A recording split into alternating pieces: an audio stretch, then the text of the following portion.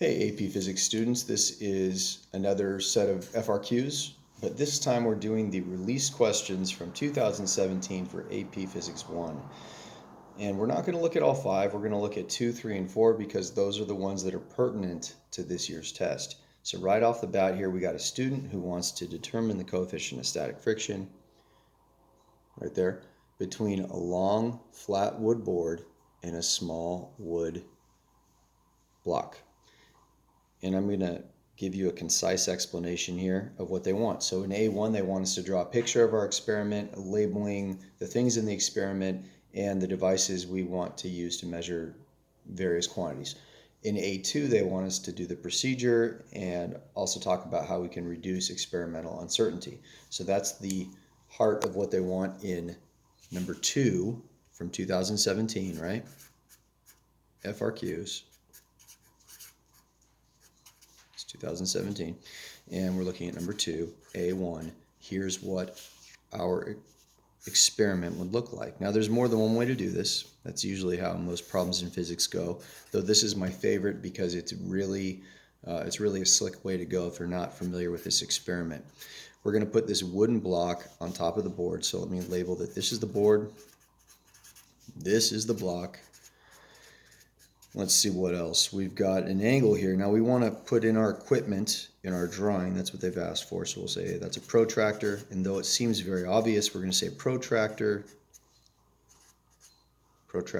right? To measure angle.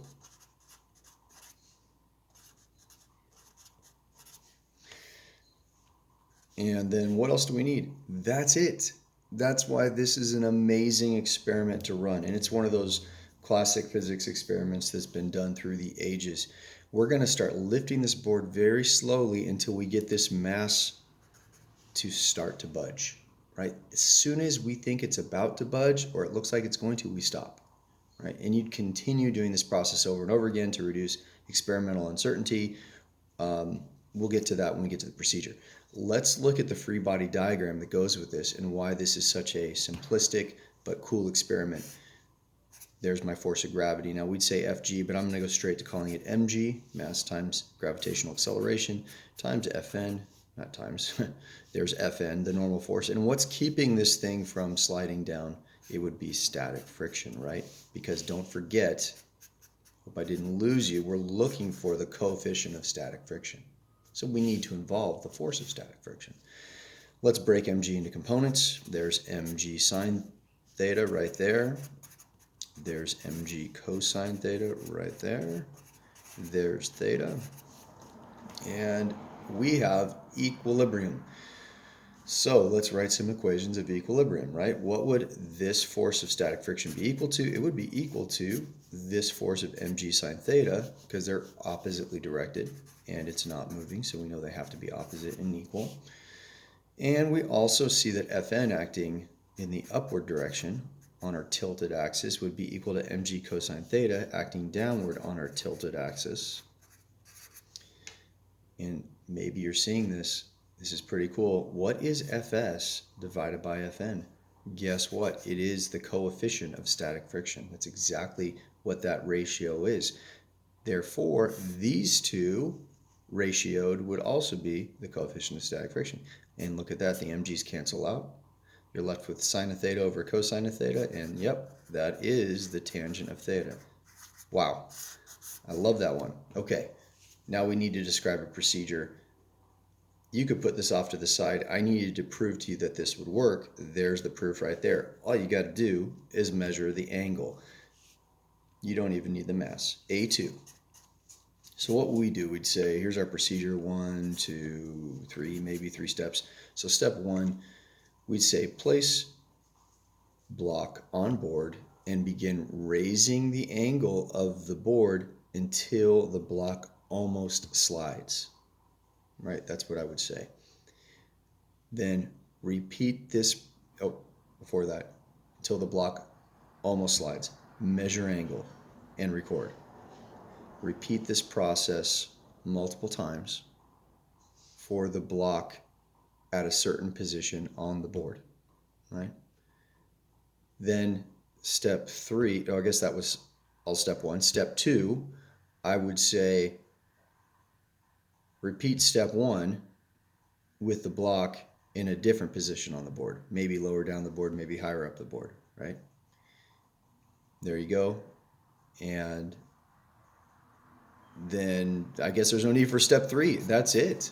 That's all we need to do. Let's see if I've addressed all of A2. It says to describe the overall procedure, give enough details so another student could replicate the experiment. Yep. So all we need is that angle as proven right here. And then in part B, it says derive an equation for the coefficient of static friction in terms of quantities measured in the procedure from part A.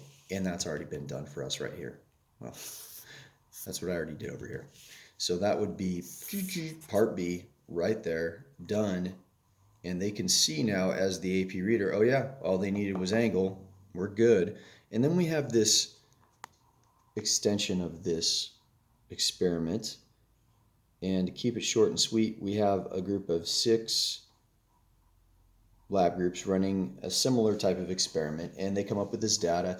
And by the way, the students, before they ran their experiment, they purported the following. They want to test their hypothesis that the coefficient of static friction is, in fact, between the block and the board, is in fact equal to the coefficient of kinetic friction, which we know, if we've been learning physics this whole year, that's not true, right? Let me be careful with that statement. There is a set coefficient of kinetic friction for any 2 surfaces in contact. So once 2 surfaces are sliding with respect to each other, there's a set coefficient of kinetic friction.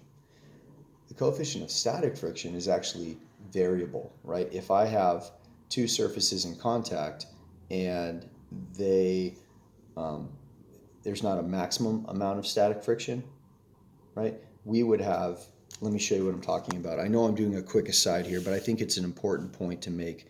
The coefficient of static friction times Fn right there is equal to static friction. So let's say I'm trying to push on a block and I'm not pushing it that hard. I have some force applied, right? And then static friction's like, yeah, I can do that. I could respond with that much. Though we know that we could apply more force and static friction would respond in kind, right? Well, think about my first scenario where Fs is only that big because Fa is only that big, right? Well, Fs would just be a certain value. Fn is set at whatever value, in this case, mg would be, right? So if this is set at some constant value, agreed, then as I would maybe have a smaller Fs, wouldn't I have a smaller coefficient of static friction? Because something's got to vary on this side, and since that's constant, this must be the thing that can vary. And that's my bigger point, is that the coefficient of static friction will vary with the actual frictional static force. But as that frictional static force gets bigger and bigger, because our F applied gets bigger and bigger, eventually there's a maximum value for Fs where it can't go any bigger, and then that's at its maximum value too. Okay, that was my quick aside. I hope that helps with some of your content understanding, but just know that the other side of this coin is that that's a set value, right? Once 2 surfaces are sliding with respect to each other, we could speed it up, we could slow it down. I'm talking about the slide, but this value and this value would be locked in. This is a constant value for 2 sets of surfaces in contact. Okay, back to this set of groups that are running this experiment.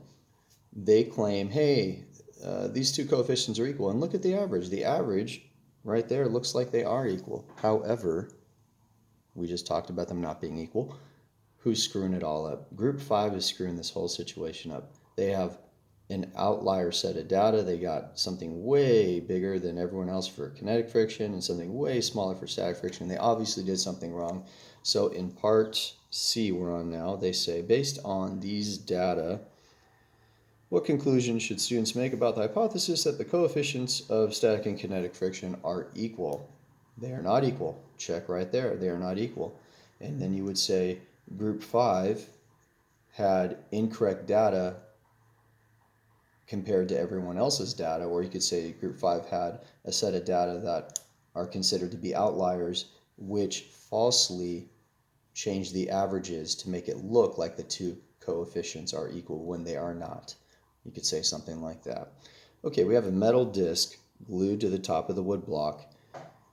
and the mass of the block disk system is twice the mass of the original block, does the coefficient of static friction between the bottom of the block and the board increase, decrease, or remain the same? So here we're actually, let's look at our paper. What are we actually doing here? We're taking a big metal disc and we're gluing it to the top of this block. Effectively, we are increasing this mass, right? The mass is much bigger now. Is that going to affect the coefficient of static friction? And since I got 2 more FRQs to do with you, I'm just going to say to you right now, no, it does not. It remains the same, because look at our equation. What's the only factor that affects the coefficient of static friction? That angle, right? As we increase the angle, doesn't that increase or decrease this coefficient of static friction value? And just to tie it all together, that's true, but the way we ran our experiment, we were looking for the maximum coefficient of static friction, right? That point when this was about to move. But again, you don't see mass anywhere in this equation, so we could say coefficient of static friction is mass independent based upon this equation. Therefore, the fact that we added mass does not matter. Okay, done with number 2. Let's move on to number 3, which is actually a difficult FRQ if you ask me. Rotation. Oh boy, here we go. It's not that it's not manageable. Certain parts are easier than others, but, well, let's just get into it, right? So we have a center on this rod that has a pivot. We're kind of looking at it from above, right? And there's a distance d that this rod has a length distance d, and there's some disc that's coming in, and that disc, the distance it comes in and hits this bar, they call it a rod, is length x. So I'll put x down there. And right away they ask us in part A, what is going on as far as how can we create the most, let's see, let's just read it. Suppose the rod is much more massive than the disc. To give the rod as much angular speed as possible, should the student make the disc hit the rod to the left of point C, at point C, or to the right of point C? And we should hit it to the right of point C. This disc, regardless if it comes in here, if it comes in at point C, or if it comes into the right of point C, will be coming in with the same V0, the same V0, the same V0. If it's coming in with the same speed, it will have the same force when it hits the rod, right? At any one of those locations. However, if we put it here, this distance x to the right of C, it will have the biggest change in angular speed because it will have that force times a longer lever arm. And a force times a longer lever arm would make a greater torque because of the longer lever arm, right? And what is torque equal to? Torque is equal to, well, obviously force times that. That's what I just said, right? A bigger lever arm would lead to a bigger torque. But it's also equal to I alpha. And so we would be producing a bigger alpha. Now, they said change in angular speed, right? How much to give it as much angular speed as possible. But that's exactly what alpha is. Isn't alpha a change in angular velocity with respect to time, right? So there's your short and sweet explanation. To the right of point C, because although it would have the same force at any of the contact locations, to the right of point C, it would have the biggest lever arm, which would produce the biggest torque. A bigger torque would produce a bigger angular acceleration, and angular acceleration is a change in angular speed. Done. Okay, let's look at part B. Since we're looking at 3 FRQs in this video, I'm going to avoid writing out these explanations. Just, rewind it if you need to hear. Let's look at part B.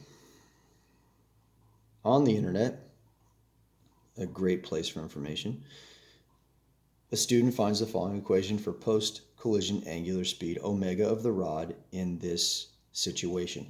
And they find this equation, I'm going to write it down, mass disk x v0 divided by I, okay? And they're saying regardless if this equation is correct or not, does this equation make sense with how we argued part A? That's what it's basically asking. Does it agree with your qualitative reasoning in part A? In other words, does the equation for omega have the expected dependence as reasoned in Part A? And the answer is yes. Yes, it does. Look at this. Didn't we just argue that a bigger lever arm would ultimately, well, a bigger lever arm would produce a bigger torque, which would produce a bigger angular acceleration, and angular acceleration is a change in angular speed. But look at this. Isn't that what this is saying too? A bigger lever arm would produce a bigger angular speed. Done, right? So we'd say yes, because the lever arm, as argued in A, is in the numerator, and a larger numerator would produce a larger answer for omega. Done. Let's look at C. Another student is deriving an equation for the post-collision angular speed, omega of the rod. Makes a mistake and comes up with this equation. So they come up, this is part C, they come up with omega equals I x v naught divided by m disk. And there's two ways to argue this. I'm going to argue it. You can argue it using mass disk, but I like to use I up here.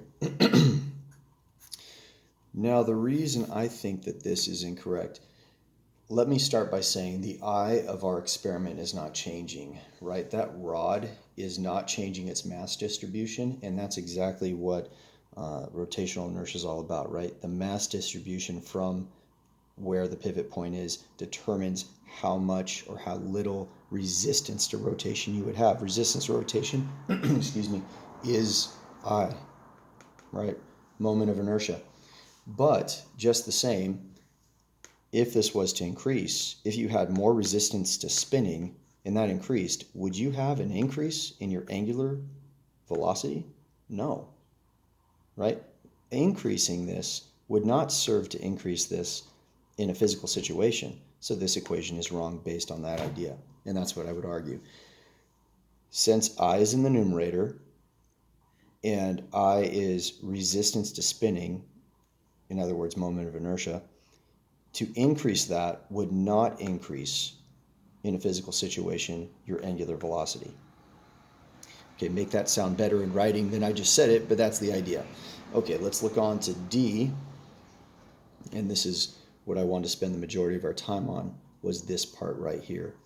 D, immediately before colliding with the rod, the disc rotational inertia about the pivot. I'm going to write down some givens for part D.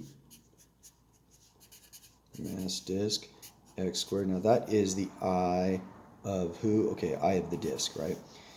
And its angular momentum with respect to the pivot.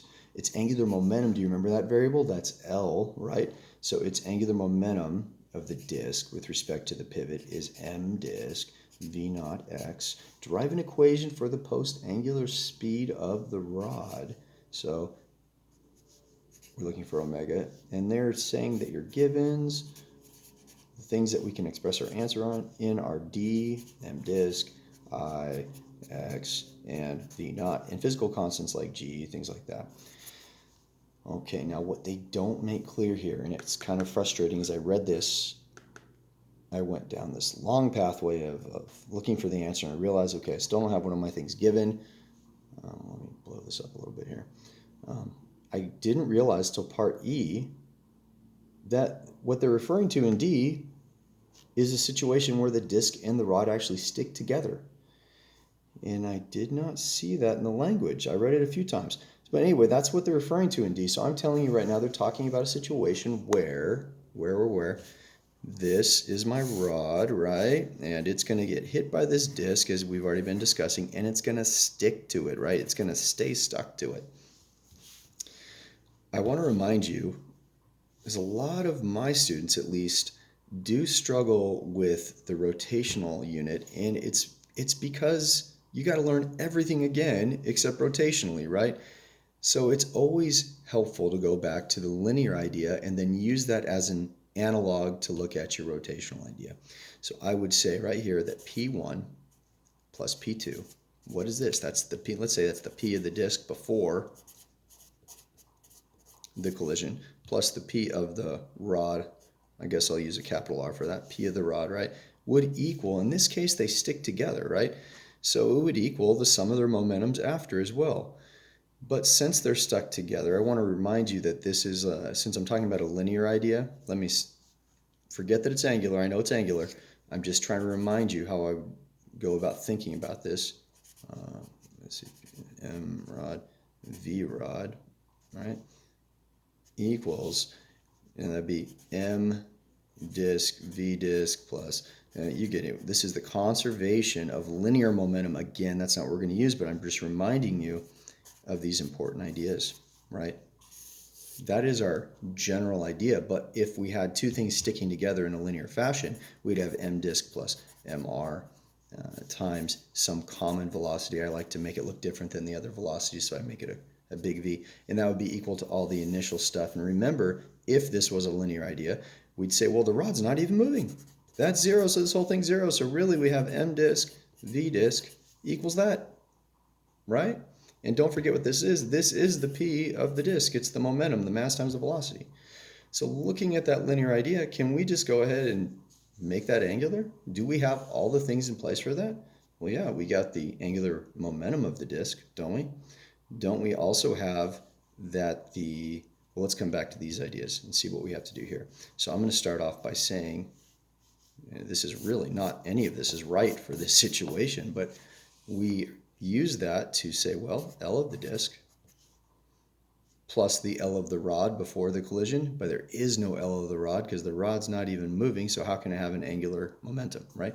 Must equal the sum of, now what is the angular analog of mass? Well, wouldn't that be the I of the disk plus the I of the rod times their common omega, which is what we're looking for, by the way, right? And are these things all given? Well, I want to remind you that this actually, if you look back previous in the problem, this is the I of the rod. They're just calling it I. So I could drop the R and just call that I. And what's the I of the disk? Boom, it's right there. So I'm going to have omega.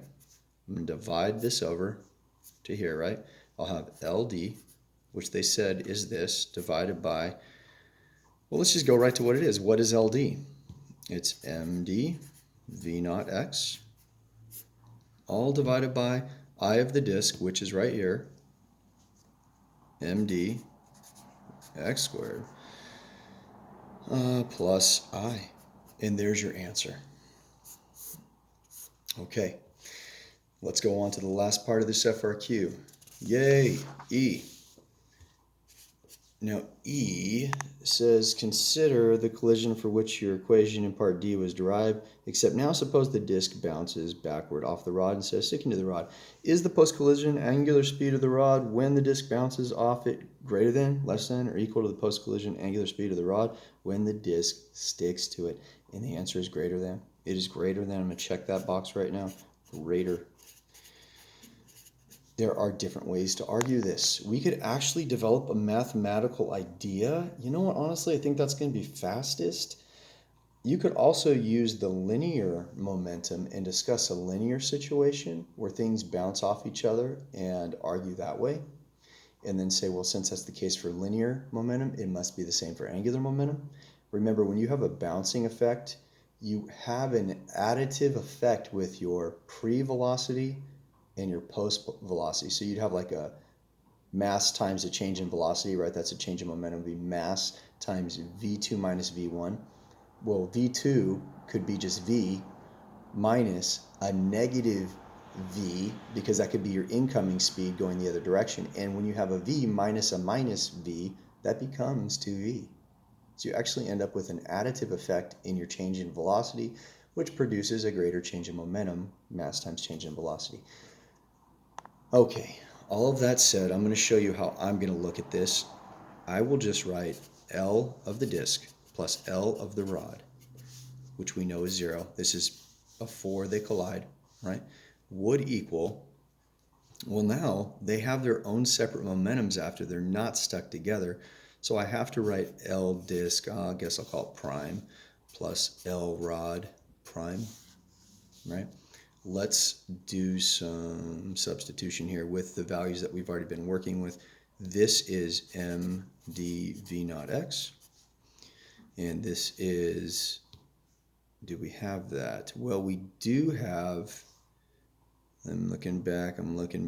We have the I of the disk, right? The I of the disk is So remember, this is I times omega. That's what an L is equal to, right? So the I of the disk was md x squared times some omega, right? Times some omega. And I'll make sure we know that's the omega of the disk after the collision, okay? Plus the L of the rod. Now we know the I omega is what L is, right? But this is just I for the rod, and this is just some angular speed for the rod afterwards. We'll call it like that, okay?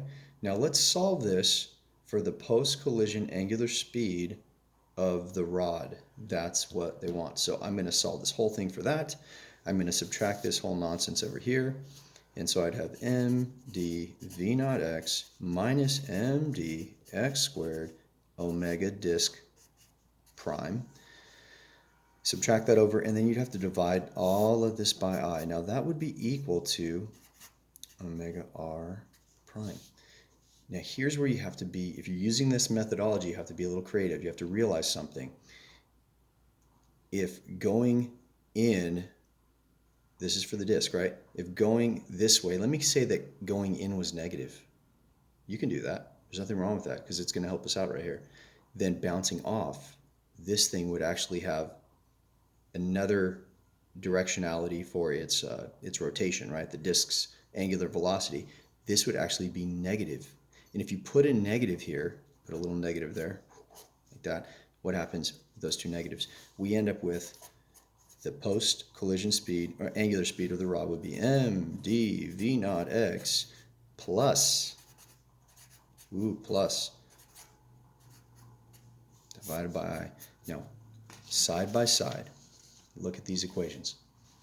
This is a really convincing argument because this is basically, that was the angular speed of both of them stuck together, but it's also the angular speed of the rod after the collision.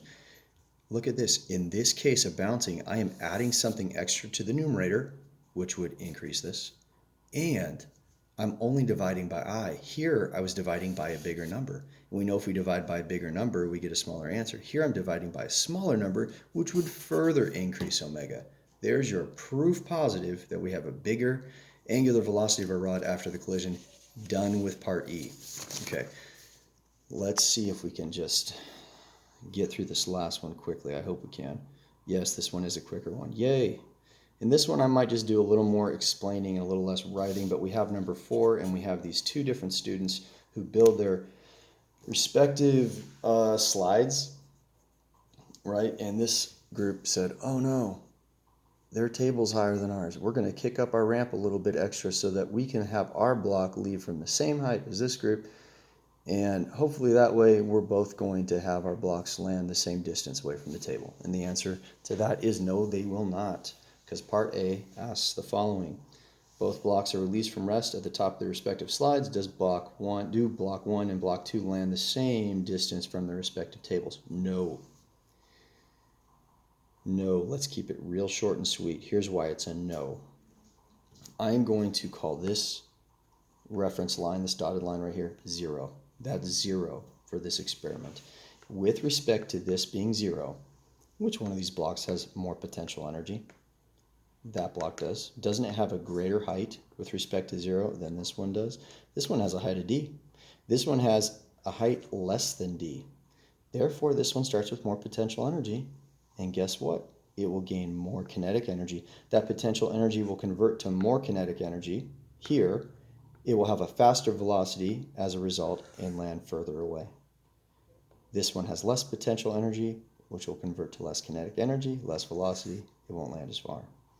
Now, I know this is where they're trying to trip us up. Yeah, I'll talk about this real quick.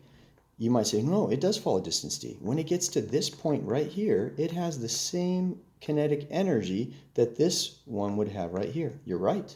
This one does have the same Ke there as this one would have there. However, doesn't the block then have to give up some of its Ke to gain a little bit more Pe to make it up this little hump? Yeah, and so therefore that Ke that's the same here and here reduces slightly in order to get up over this hump. And therefore, again, we could argue it has less kinetic energy, less velocity, goes less far. Okay, that's number 4A. Let's look at B. Oh, I like B. B is good. B, now we have the same height, the same distance of dropping for both of these groups, and what could we say here? Well, let's read it. Both blocks are released from rest at the top of their respective slides at the same time. B1, which block, if either, lands further from its respective table? And here we would say, no, the two blocks land the same distance from their respective tables, and would go through pretty much the same argument.